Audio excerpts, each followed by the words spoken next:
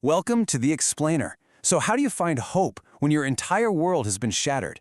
Today we're going to look at a pretty unlikely source for an answer, the ancient book of Lamentations. It's a text that was literally born from total devastation, but what's surprising is that it actually contains a clear blueprint for recovery.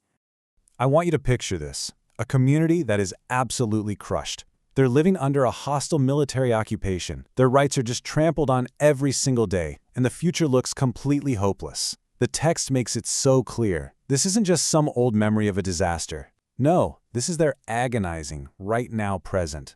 And right out of the heart of all this suffering, we get this one single powerful question. But its exact meaning is really ambiguous, and you know what? That ambiguity is the key to literally everything that follows. Okay, so let's really dive into this. What exactly are the people asking here? And what does it reveal about their state of mind when they're staring this kind of injustice right in the face? You see, the big challenge for us is that ancient Hebrew didn't use punctuation like we do. They didn't have question marks. So a line like this could be read as just a flat statement of fact, or it could be a desperate, pleading question. The entire meaning hinges on the tone of voice. And this ambiguity, it creates two totally different paths. One road leads to absolute despair, a flat statement that the Lord does not see, which basically means God is either blind or just doesn't care. But the other path, that one is a question. It's a plea for justice. Does the Lord not see? It's a cry for God to finally take notice and do something. Now, scholars who look at the whole context of the book, they generally agree this is meant to be a question. This isn't a community that's given up. No way.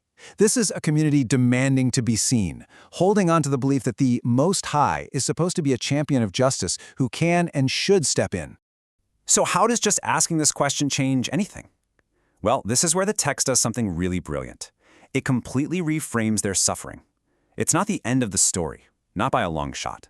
It's just one part of a much larger, two-sided divine plan.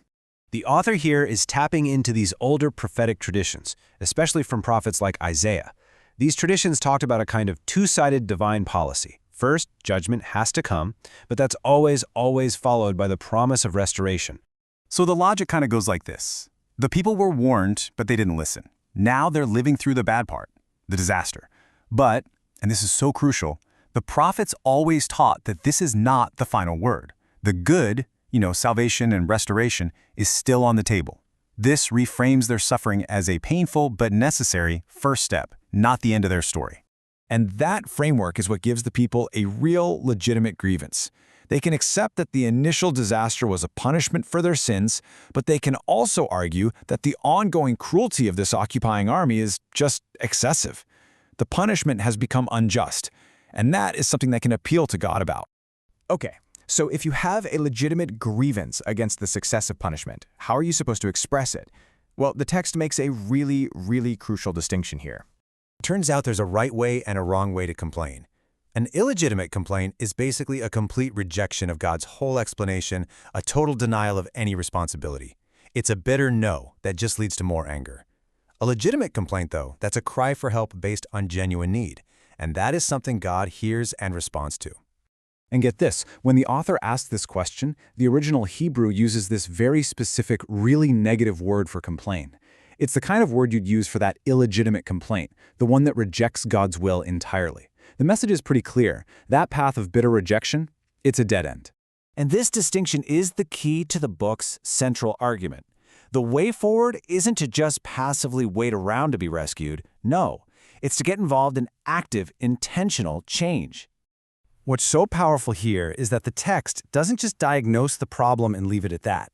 It actually offers a practical, step-by-step blueprint for how the people themselves can kickstart the turn from the bad to the good.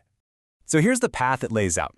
It all starts with some honest introspection, really looking inward and examining their own ways. Only then can they move to step 2, confession, which is openly acknowledging their part in the disaster. And all of that culminates in the final step, a sincere return with both their hearts and their actions to a right relationship with God. I love how Dr. Leslie Allen describes it. He calls this process a back door to God's grace. The idea is, when the front door of just being good all the time is closed, this other path, the path of conscience and confession, is a way back that's always open. And what's wild is that this ancient blueprint has these powerful, almost identical echoes in modern recovery programs. It really shows you just how timeless this wisdom is. Just look at this parallel. Lamentations says, examine our ways. Step 4 of AA says, make a searching and fearless moral inventory of ourselves. It's the same idea. Then Lamentations calls for confession. Step 5 calls for admitting the exact nature of our wrongs. It is the exact same core logic for how to overcome a self-inflicted disaster.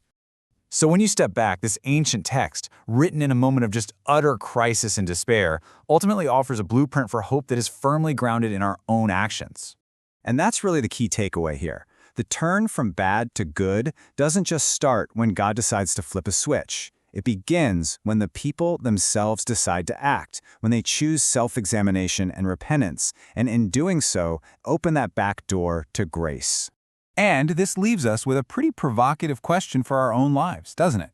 When we face injustice, how can we complain in a way that actually seeks justice instead of just letting ourselves sink into despair?